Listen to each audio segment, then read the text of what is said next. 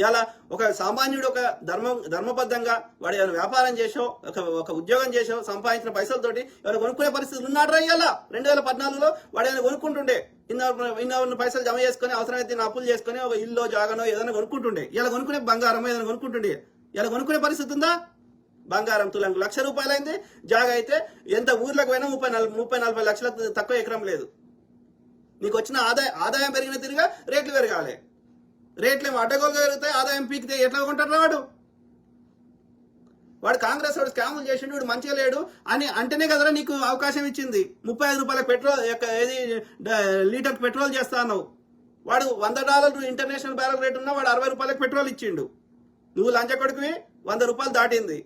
వాడు ₹9 పెట్రోల్ మీద ట్యాక్స్ తీసుకుంటే నువ్వు ₹33 చేసినావు. వాడు డీజిల్ మీద ₹3 ట్యాక్స్ తీసుకుంటే నువ్వు ₹33 చేసినావు. వాడు 10 రేట్లు వేస్తారా బోసుడికే? 10 రేట్లు వేస్తారా ట్యాక్స్? మళ్ళీ ఈ ట్యాక్స్ ఏడిపోతుందా అంటే చెప్పాడు. ప్రింటింగ్ ప్రెస్ ప్రింట్ చేసిన నోట్లు ఆర్బీఐకి వచ్చే లోపల మాయమైనాయి 80,000 కోట్లు. లెక్క అడిగితే నేను దేశద్రోహినారా బోసుడికే? 13 ప్రధానమంత్రులు 64 ఏళ్ళలో చేసిన అప్పు 56 లక్షల కోట్లు. ఒక్క మోడీలు వచ్చినాక చేసినాయి 150 లక్షల కోట్లు. వాడు ప్లానింగ్ కమిషన్ పెట్టి వాళ్ళు ఏ రంగంలో భారతదేశం బలహీన ఉందో అవన్నీ కట్టుకుంటూ వచ్చిండాడు. గ్రామ పంచాయతీ కట్టిండు, ఊర్లకు రోడ్లు వేసిండు, వాడు కరెంటు ఇచ్చిండు, ఏది ఉక్కు కర్మాగారాలు కట్టిండు, నవోదయ విద్యాలయాలు పెట్టిండు, ఐఐటీలు పెట్టిండు, ప్రభుత్వ రంగ సంస్థలు పెట్టిండు, ఇక్రిసాడ్ పెట్టిండు, బిహెచ్ఎల్ పెట్టిండు. ఇట్లా అన్ని పెడితే అవన్నీ చేయడానికి వానికి అంత 13 ప్రధానమంత్రులకైనా అప్పు ఎంత? 56 లక్షల కోట్లు. ఈ లంచ కొడుకు వచ్చి ఒక్క 11 ఏళ్ళలో చేసిన అప్పు ఎంత? 150 లక్షల కోట్లు దాటింది. మరి ఈ 150 లక్షల కోట్లు ఏడిపోయినా ఏం కట్టిండు? అన్ని వాడు కట్టినవన్నీ అమ్మక దోస్తులకు ఫ్రీగా ఇచ్చిండు తప్ప వాటి పేరు మీద భూములు అమ్ముకున్న లక్షల కోట్లు వచ్చేటి. చెప్పురా బోసుడికే. నీ దోపిడిని ప్రశ్నిస్తే హిందూ ముస్లిం గొడవ పెడతా, కాంగ్రెస్ మీద బురద వెళ్తా. 60 ఏళ్ల కింద చచ్చిపోయిన నెహ్రూ గారి గురించి వీనికి ఇప్పుడు నొప్పి అవుతుంది. ఎందుకైతుందిరా? ఆడ వద్దంటివి, వాడిని పక్కకు పెడితివి, వాడెందుకు గుర్తుకొస్తాడా నీకు? నీకు 11 ఏళ్ళు నువ్వేం చేసినావు చెప్పుకోవాలి. కానీ లంజా కొడక హిందువులకే అడుగుతున్నా బే, మతం ఎందుకు వస్తుంది గడికోసారి?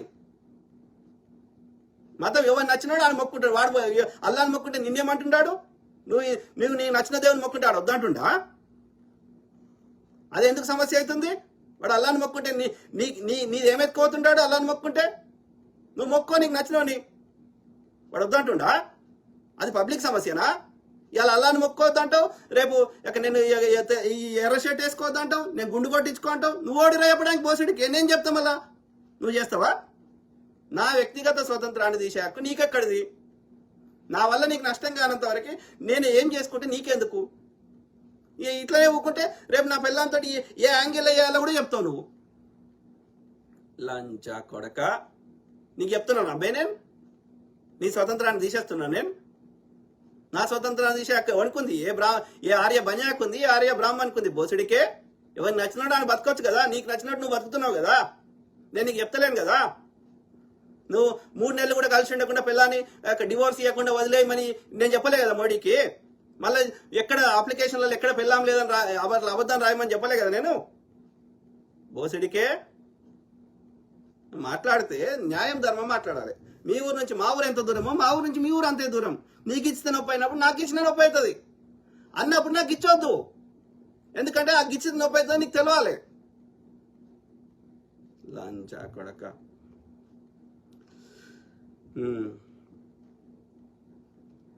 కులాన్ని ఎవడు పెట్టినరా? అరే చెప్తానా కొడక, నువ్వు నీ పేరేంద్రా? యువర్స్ మహేష్ బాబు అని పెట్టినావు కదరా. అరే కులా హిందూ మతంలోని ఒక్కొక్క కులాన్ని టార్గెట్ చేస్తే ఎవడు పెట్టిండు?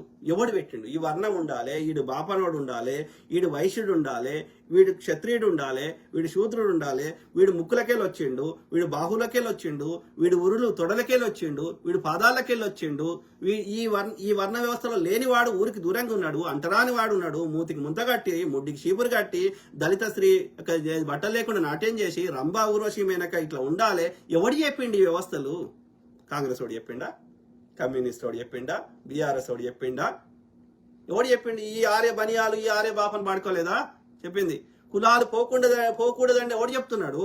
సమ్మక్క సారలమ్మ కూడా దేవుళ్ళ అని ఎవడంటున్నాడు? కాంగ్రెస్ వాడు అంటలేడే. లంజా కొడక ఏం మాట్లాడుతున్నావు బే?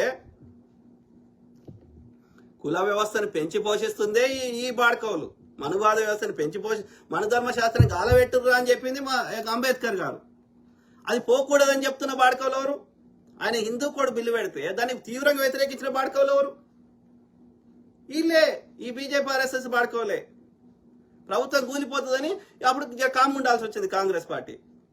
అది అట్లా అది పార్టీలకు అతీతంగా సమాజంలో ఆ రుగ్మతను పెంచి పోషిస్తున్న బాడకలు వీళ్ళే. అర్థమైందా? ఇప్పటికి భారత రాజ్యాంగాన్ని ఎప్పుడు చింపేయాలని 1000 కన్నులతో ఎదురు చూస్తుంది ఈ బాడకవులే. మన 400 సీట్లు వచ్చింటే చింపి వారతో పెట్టారు. ఇప్పటికి అది నామకే వస్తుంది. ఇప్పటికీ అన్ని వ్యవస్థలను పనిచేయకుండా చేసేసారు. మళ్ళీ వచ్చేసి నీతులు చెప్తా అంటే ఎవడు పెట్టి? కాంగ్రెస్ వాడు పెట్టిండారా కులం? కాదురా, కాంగ్రెస్ వాడు దుర్మార్గుడు అని అందాం, నువ్వు చెప్పిందే ఒప్పుకుందాం. కాదురా, గుళ్ళే పూజారి ఏ ముస్లిం అయినా ఇమాం కాగలుగుతాడు, ఏ క్రిస్టియన్ అయినా పాస్టర్ అవుతాడు, ఏ హిందూ అయినా పూజారి ఎందుకు కాడరా? బాపనోడు ఎందుకు అవుతారా? చేయండి రా. తిరుపతిలో అన్ని గుళ్ళల్లో ఏది మాలాయనని, మాదిగాయనని, శాలాయనని, సాకలాయనని, బాలసంతాయనని, దోమరాయనని, ఇంకో ఆయనని చేయండి. మేము వద్దంటే అడుగు. లంజా కొడక, ఆ మంత్రాలు మాకు అర్థం కావద్దు. వాళ్ళు ఉన్న బ్రాహ్మణుడు పైన ఉండాలి, బ్రాహ్మణునికి స్త్రీని ఇట్లా చూడొద్దు, అట్లా చూడొద్దు అని అన్ని రాసి మాకు అర్థం కావద్దు అని సంస్కృతంలో చెప్పే బాడకావు, పర్షియా భాషలో చెప్పే బాడకావు. నువ్వేం చెప్తావురా మాకు? గలీజ్ ముండా కొడుకులు.